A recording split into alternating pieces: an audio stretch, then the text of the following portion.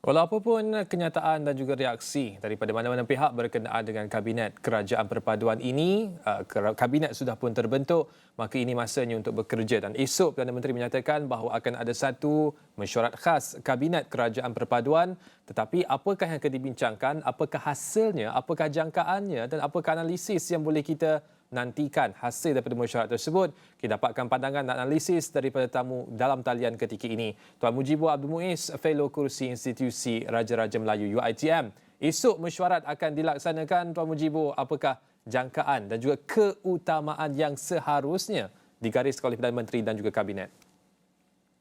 Ya, terima kasih Irfan dan selamat petang.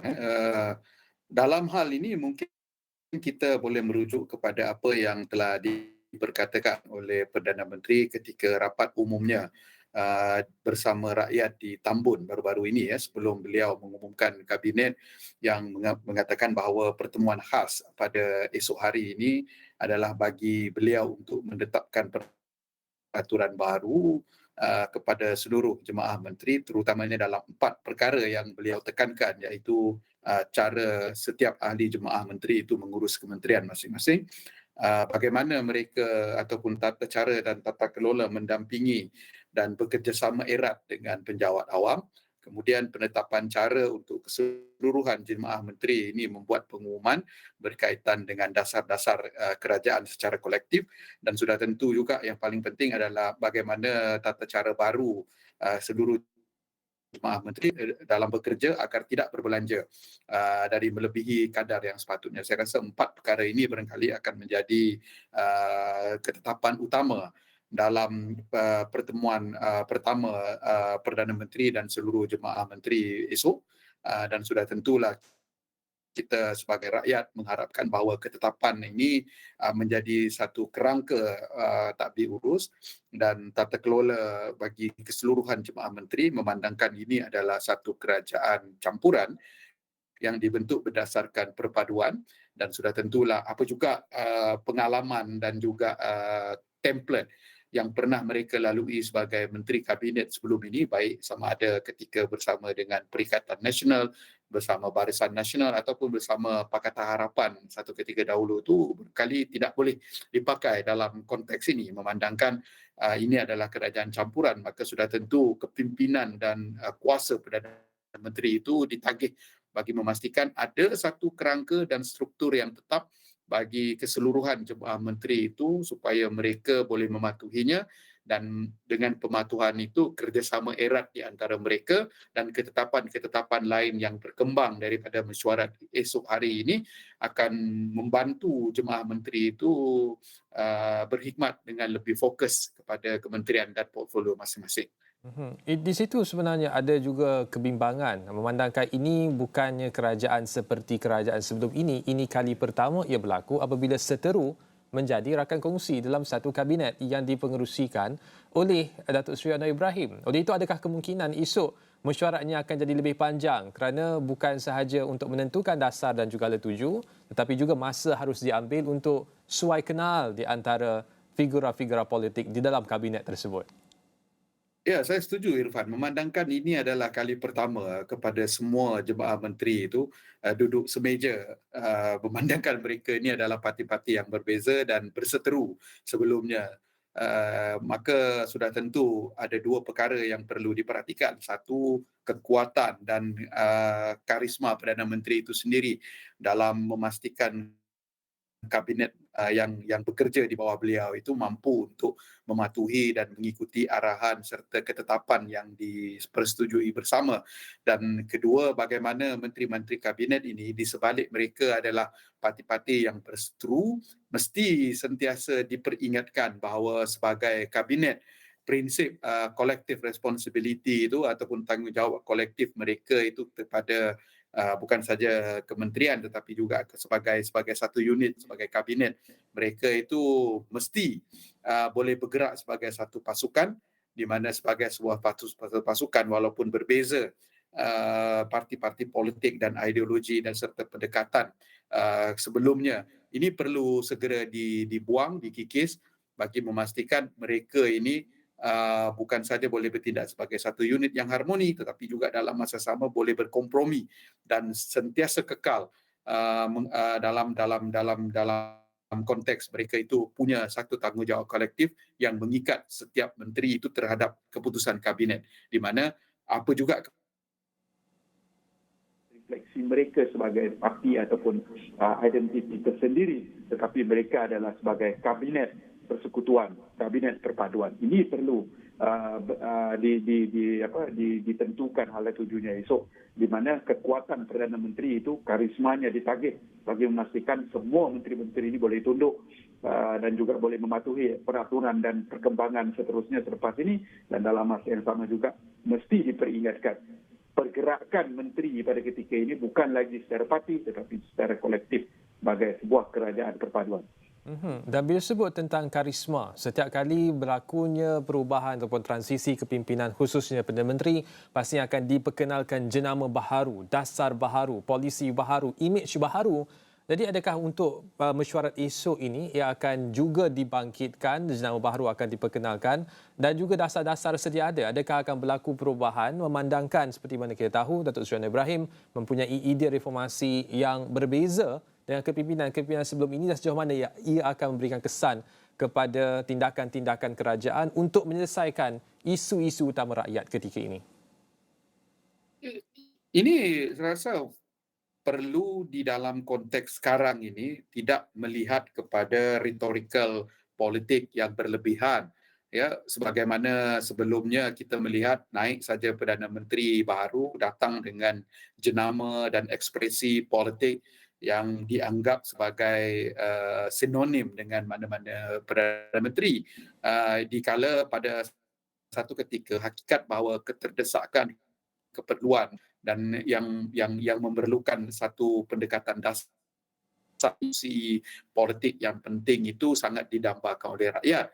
Apatah lagi selepas apa yang kita cerna dengan keputusan pilihan raya, rakyat jelas mahukan 5 perkara ini didahulukan berbanding dengan apa juga jenama dan rhetorical politik yang datang daripada pentadbiran baru itu.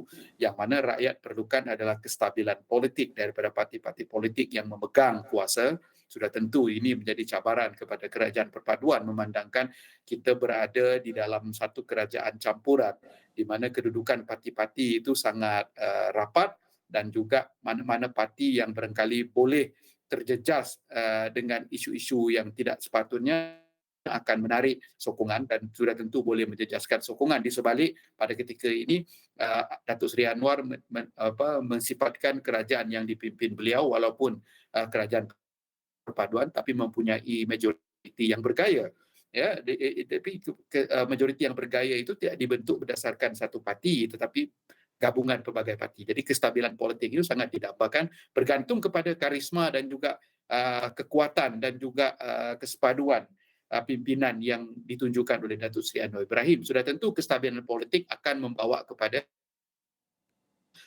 yang kedua, iaitu bagaimana kestabilan politik ini mampu untuk membetulkan kelembapan ekonomi negara yang bukan saja terkesan pasca pandemik tetapi juga dengan isu-isu politik serantau yang pada ketika ini mungkin sudah nampak menurun, dan juga ada reaksi positif tentang prestasi ekonomi negara terutamanya selepas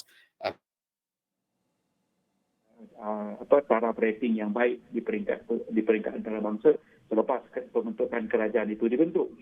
Dan sudah tentulah kita melihat isu-isu kritikal rakyat, kos sara hidup dan juga harga barang serta jaminan bekalan, kemudian peluang pekerjaan dan gaji bermaruah, dan sudah tentu juga isu-isu seperti pendidikan yang bermutu dan juga hubungan kaum dan sebagainya. Ini perlu menjadi keutamaan kabinet ini. Jadi saya rasa daripada menumpukan perbincangan yang menekankan aspek-aspek yang bersifat retorikal yang menimbulkan kegembiraan sementara terhadap kepimpinan itu, saya rasa kerajaan perpaduan ini harus menumpukan kepada 5 isu yang ditekankan ini.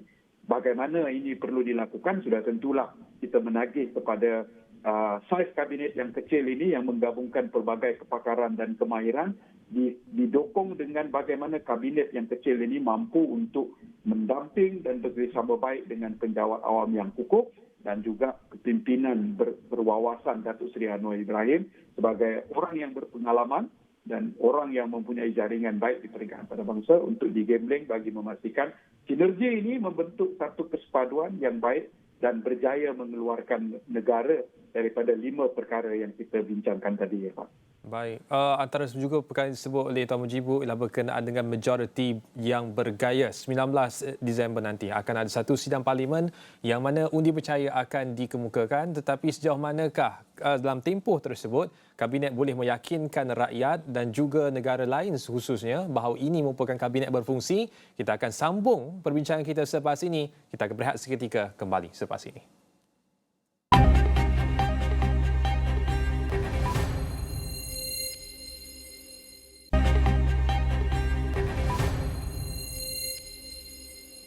Pantau kerajaan baharu, rakyat dambakan kerajaan yang berfungsi, kabinet yang bekerja, tetapi walaupun ada majoriti yang bergaya, kedudukannya itu sama ada boleh kekal lama masih lagi menjadi igauan dan tanda tanya ramai orang. Oleh itu kita tanyakan kepada tetamu kita yang berada di talian ketika ini, Tuan Mujib Abdul Muiz, berkenaan dengan majoriti bergaya itu sama ada ia boleh dipertahankan dengan mengambil kira reformasi yang ingin dibawa oleh Perdana Menteri ketika ini. Ya, memandangkan ini adalah sebuah kerajaan campuran dan kita sudah melihat bagaimana sejarah kerajaan campuran ketika 2 pentadbiran yang lalu, walaupun suasana kerajaan pentadbirannya itu berbeza kerana 2 kerajaan campuran yang lalu itu tidak dibentuk berdasarkan pilihan raya. Jadi pada kali ini kerana ini adalah keputusan pilihan raya, saya rasa isyarat pilihan raya itu barangkali cukup untuk menghantar satu amaranlah kepada mereka yang membentuk kerajaan ini bahawa rakyat sebenarnya bersuara dan suara mereka pada kali ini jelas memperlihatkan tidak ada parti yang benar-benar mendapat mandat yang sepatutnya diperoleh daripada suara rakyat itu. Jadi kalau ini menjadi isyarat kepada semua parti-parti yang sekarang ini membentuk kerajaan di sebalik angka 148, hakikat sebenar adalah kerajaan itu bukan secara solid dibentuk berdasarkan kemahuan rakyat. Jadi isyarat yang dihantar pada ketika ini secara umum memberitahu bahawa kerajaan yang ada ini mereka tidak peduli pun parti mana. Tetapi yang penting seperti mana yang Irfan tekankan tadi, kerajaan berfungsi, kabinet bekerja, itu yang menjadi matlamat rakyat itu. Dan of course, bila kita melihat kepada 2 kerajaan yang lalu, kerana mereka ini kerajaan yang jangka hayatnya makin pendek ya, daripada 22 bulan, 18 bulan, jadi daripada 18 bulan jadi 14 bulan. Jadi persoalan apakah dengan kerajaan campuran ini di sebalik mandat 148 yang diperoleh selepas pembentukan, maka ia mungkin boleh sekurang-kurangnya kekal lebih lama daripada kerajaan terdahulu ataupun lebih baik boleh habis sehingga penggal tamat. Ini barangkali bergantung kepada 2 perkara yang kita sebutkan tadi, sejauh mana kerajaan itu berfungsi dan sejauh mana kabinet itu bekerja. Kerana kalau kerajaan ini tumbang, saya rasa kita akan mengulangi apa yang telah berlaku sebelumnya dan sudah tentu ini akan menjadi satu lagi titik tolak kepada kemeluatan rakyat dan sudah tentu selepas ini parti-parti politik yang bertanding juga akan lebih sukar untuk memperolehi mandat untuk membuat kerajaan dan kita akan sekali lagi berhadapan dengan satu kerajaan yang terpaksa dibentuk secara campuran dan kita akan bermula daripada square one. Jadi saya rasa dalam hal ini yang diperlukan adalah setiap menteri kabinet walaupun apa juga parti-parti politik yang diwakili